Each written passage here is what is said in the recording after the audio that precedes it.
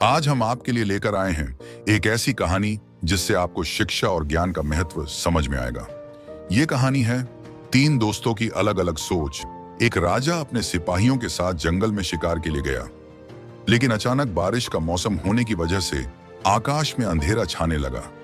राजा अपने महल से भटक गया और सिपाहियों से अलग हो गया। भूख, प्यास और थकावट की वजह से उस राजा की हालत बहुत बुरी हो गई थी। राजा बहुत परेशान हो गया, लेकिन कुछ वक्त बाद राजा को तीन बच्चे दिखाई दिए। तीनों बच्चे काफी अच्छे दोस्त लग रहे थे। राजा ने उन तीनों बच्चों को अपने पास बुलाया और कहा, क्या तुम मेरे खाने के लिए खाना और पीने के लिए पानी ला सकते हो? यह सुनकर तीनों बच्चों ने कहा, जी हम अभी घर जाकर आपके लिए कुछ लेकर आते हैं।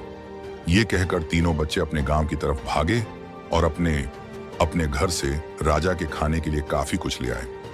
राजा बच्चों के जोश और प्यार को देखकर बहुत खुश हुए और तीनों बच्चों से एक सवाल पूछा, बच्चों, मुझे आज तुम तीनों से मिलकर बहुत खुशी हुई है। तुम अपने जीवन में क्या करना चाहते हो? मुझे बताओ, मैं तुम्हारे लिए कुछ करना चाहता हूँ। बोलो, तुम्हें क्या चाहिए? यह सुनकर तीनों बच्चे कुछ देर तक सोचते रहे और फिर थोड़ी देर में उनमें से एक लड़के ने कहा, मुझे धन चाहिए। मैंने कभी 2 वक्त की रोटी नहीं खाई, कभी अच्छे कपड़े नहीं पहने, इसलिए मुझे सिर्फ धन ही चाहिए। राजा ने कहा, ठीक है, मैं तुम्हें इतना धन दूंगा कि तुम हमेशा खुश रहोगे। यह सब सुनकर इस बच्चे की खुशी का ठिकाना नहीं रहा। अब दूसरे बच्चे की बारी थी, तो राजा ने दूसरे बच्चे से पूछा, बताओ तुम्हें क्या चाहिए?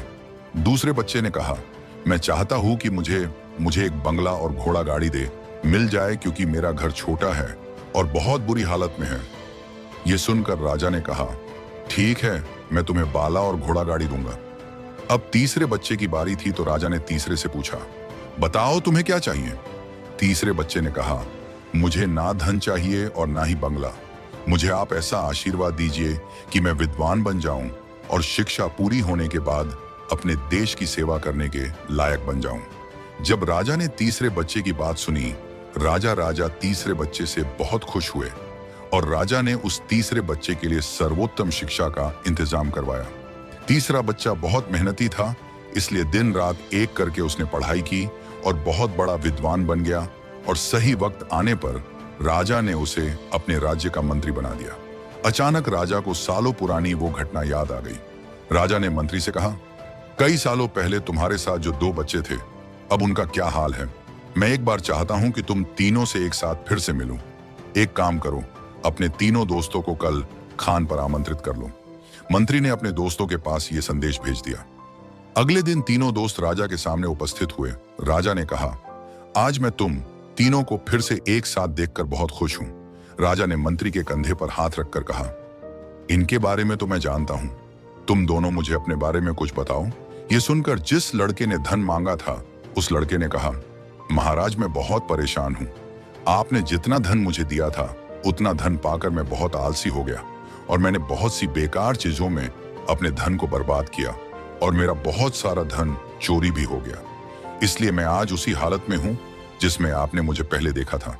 यह सुनकर राजा ने दूसरे लड़के से पूछा, बताओ तुम कैसे हो? दूसरे लड़के जवाब दिया, महाराज मेरा भी कुछ ऐसा ही हाल है। मैं तो अपने बंगले में बहुत खुशी और सुकून से रह रहा था, लेकिन कुछ वक्त पहले आई बाढ़ में मेरा सब कुछ बर्बाद हो गया।